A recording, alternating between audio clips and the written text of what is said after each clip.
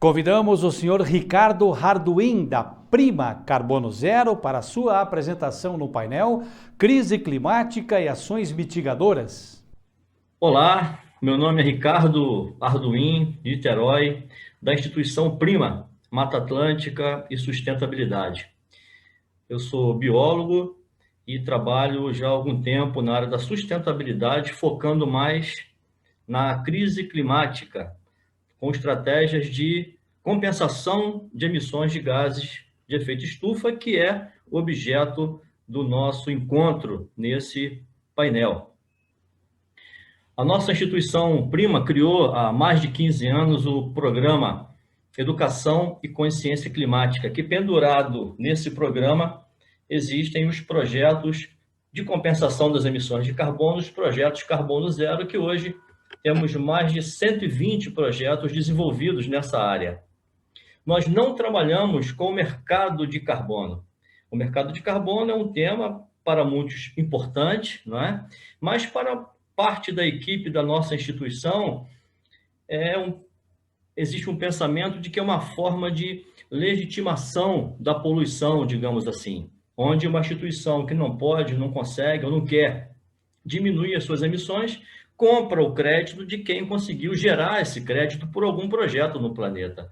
E aí se sente confortável com a consciência limpa, porém não reduziu as suas emissões. A princípio, não desenvolveu uma consciência climática. Então, por isso, o nosso trabalho não está associado ao mercado de carbono, apesar de respeitarmos quem trabalha nessa área, o nosso trabalho está associado à compensação das emissões de carbono, que nós fazemos sob duas formas. A primeira é com plantio de árvores, em geral, árvores nativas da Mata Atlântica. Isso porque 5 árvores da Mata Atlântica, elas sequestram durante 21 anos 1 tonelada de carbono. Claro, pelo processo fotossintético, né? Ela consegue tirar o carbono da atmosfera e incorporar na sua biomassa, seus galhos, suas folhas, suas raízes, a serrapilheira, que às vezes tem mais carbono incorporado na serrapilheira do que no próprio dossel da árvore, dependendo da floresta. Essa é uma das formas de compensação das emissões de carbono, de sequestro das emissões que nós fazemos. A outra é pela instalação de sistema solar fotovoltaico, pelos motivos óbvios, né? Pela substituição da matriz energética de combustível fóssil para uma fonte absolutamente natural. Isso porque a gente sabe que existe o efeito estufa que tá sendo potencializado cada vez mais, mas que provoca o problema do aquecimento global, que provoca o problema das mudanças climáticas, expressão essa que a gente está deixando de utilizá-la, inclusive, que provoca as mudanças globais, ou seja, todo o planeta está sofrendo com essa problemática, provocando ainda a crise climática, as catástrofes climáticas, e o nosso trabalho está associado à consciência climática. Sabendo que o planeta já aqueceu mais de 1 grau de temperatura, já está com febre, e essa febre, essa temperatura maior do que o normal, já está provocando muitos problemas. O efeito estufa, que sabemos que é um fenômeno necessário, mas que é importante registrar que o raio ultravioleta ele se transforma em raio infravermelho depois que ele bate, né? Que ele reflete numa superfície e que precisa ficar parte desse raio infravermelho para que possa ter o aquecimento que nós precisamos, mas não a quantidade toda que está ficando em função dos gases de efeito estufa que estão sendo acumulados na atmosfera, em função desse nosso funcionamento como humanidade, principalmente após a Revolução Industrial. Aí estão os gases principais, o gás carbônico, é claro, está no centro por conta de ser uma quantidade muito maior, por conta dos combustíveis fósseis, né, que todos nós sabemos, essa velocidade de pegar ali o petróleo, pegar o gás natural, pegar o carvão mineral e colocar para cima da atmosfera, para cima da superfície do planeta, por meio das indústrias, dos veículos, etc., e jogando para a atmosfera.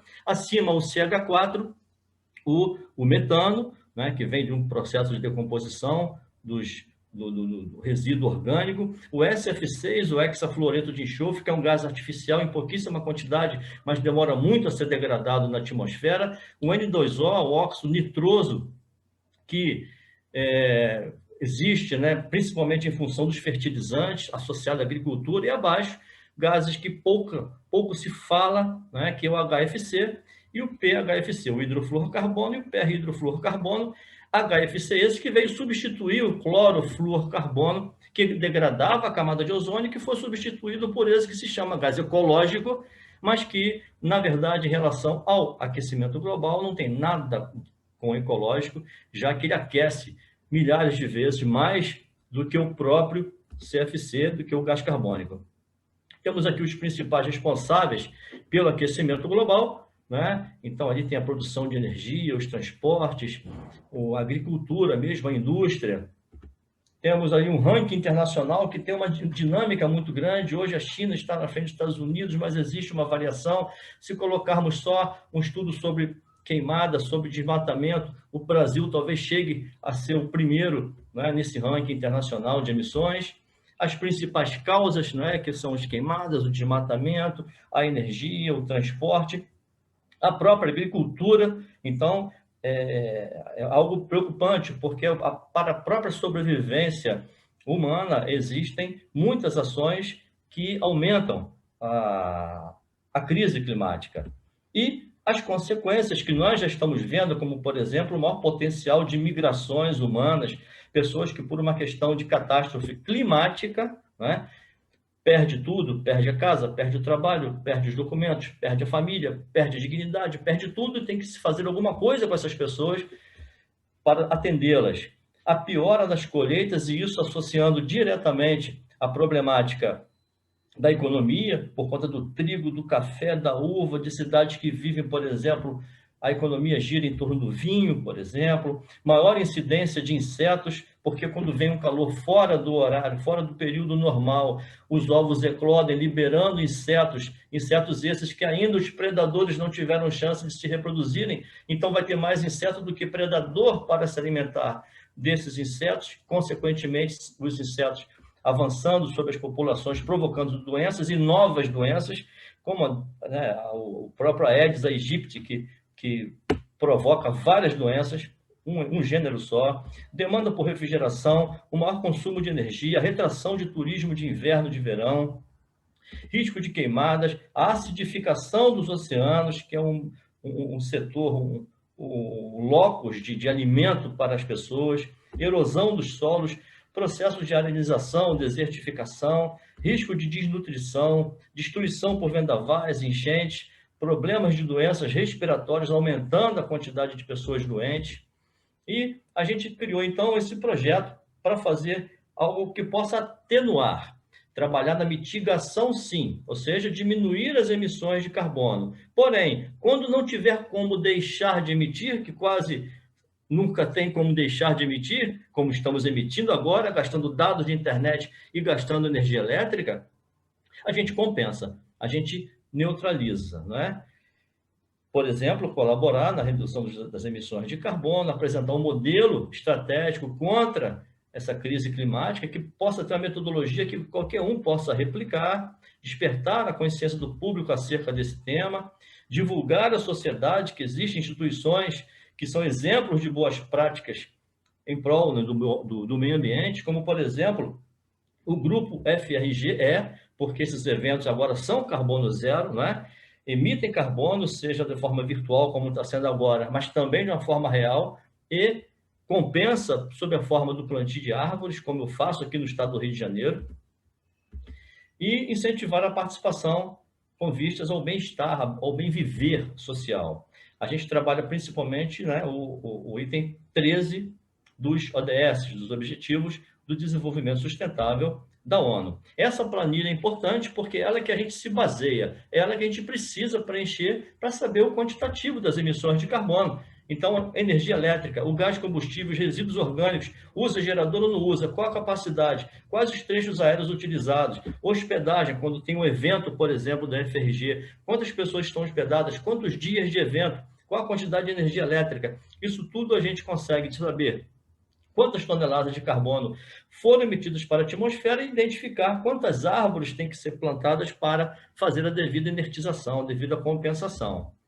Algumas áreas georreferenciadas, porque temos várias áreas de plantação no estado do Rio de Janeiro, áreas de parceiros, e alguns projetos nossos. Por exemplo, a primeira escola no Brasil, Carbono Zero, é um projeto nosso, uma escola pública de 1.000 alunos, e que todos os professores se envolveram, participaram, desenvolveram atividades.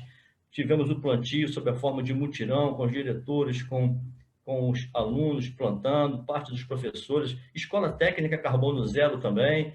Um primeiro museu Carbono Zero no Brasil, projeto nosso.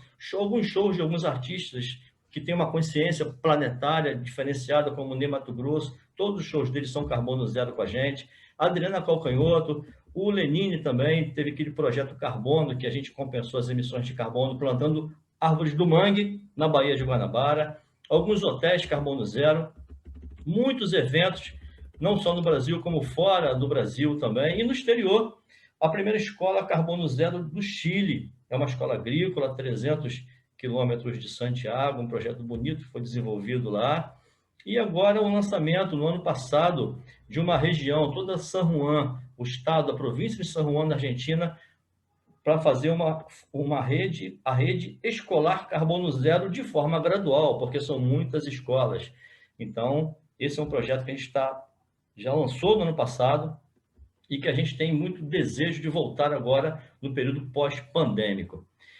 As emissões de carbono a gente consegue reduzir pelo plantio de árvores, como eu disse, e pela instalação do sistema solar fotovoltaico. Quem consegue cumprir essa metodologia, cumprir esse cronograma do planejamento, da coleta de dados, das ações de educação ambiental, que a gente não abre mão, porque não adianta chegar no outro ano, emitir mais e compensar mais. A ideia é que se emita menos, que se faça uma redução das emissões. Calcular as emissões, planejar o plantio, fazer o plantio, se possível, sob a forma de mutirão, para ter um envolvimento direto, a mão na massa dos partícipes do projeto com a realidade ecológica, planejamento da entrega do título, uma solenidade de certificação, sim, porque é importante esse momento de entrega do título, dessa outorga, não por exibicionismo, e sim para mostrar o quanto é importante alguém se preocupar nesse momento tão importante, tão diferenciado que a humanidade está vivendo em relação à crise climática, e mostrar que outros também podem replicar do seu jeito e fazer uma avaliação. Essa é a nossa linha de trabalho, e é isso que nós gostaríamos de colaborar nesse painel, mostrando que tem estratégias importantes, sim, de mitigação das emissões de carbono. Então, vamos agora ao debate.